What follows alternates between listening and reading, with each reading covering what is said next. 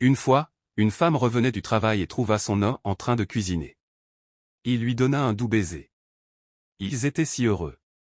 Pendant qu'ils étaient à table, le portable de l'homme sonna, un message de son ami qui lui souhaitait une bonne nuit. La femme ayant vu un message s'afficher sur le tel de son homme, se fâcha mais elle ne parla pas de l'affaire avec son homme et elle alla dans la chambre sans dîner.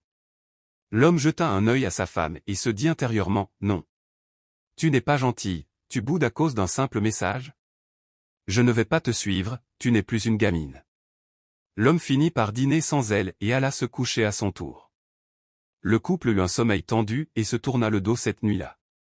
À minuit, l'homme eut un malaise, transpirant à grosses gouttes avec beaucoup de fièvre. Il n'avait pas la force de parler. Il posa sa main tremblante sur sa femme mais cette dernière continua de bouder et enleva la main de son mari sur elle sans se retourner et sans dire mot. L'homme n'ayant plus d'air, finit par mourir d'AVC pleurant. Le matin, la femme se réveilla, prit son bain et prépara ses affaires pour aller au travail. L'homme était encore au lit, puis la femme le regarda et le trouva un peu bizarre, mais l'ignora en se disant intérieurement, « Je ne lui parlerai pas, jusqu'à ce qu'il le fasse d'abord en premier. » Ensuite, elle s'habilla, prit le petit déjeuner et alla au travail. Dans l'après-midi, en rentrant à la maison, elle décida d'acheter une belle montre à son homme question de faire la paix. Quand elle rentra à la maison, tout joyeuse elle se disait déjà que son époux allait apprécier ce merveilleux cadeau. Ça serait pour elle un moyen de prouver à son bien-aimé combien elle était amoureuse de lui et lui donnera de nombreux baisers. Arrivée à la maison, elle alla directement à la cuisine, parce qu'elle était prête à surprendre son bien-aimé avec ce somptueux cadeau, mais elle constata que le petit déjeuner qu'elle avait fait le matin n'avait pas été touché.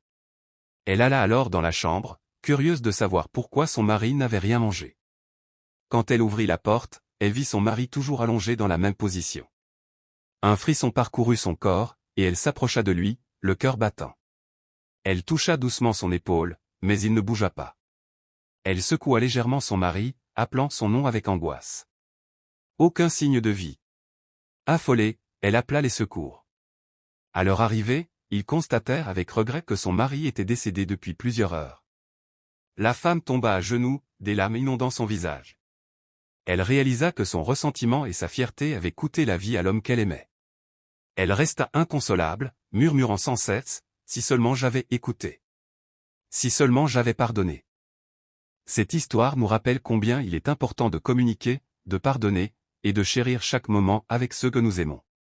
La vie est trop courte pour laisser des malentendus et des rancunes gâcher notre bonheur. Consultez notre chaîne en vous abonnant pour plus.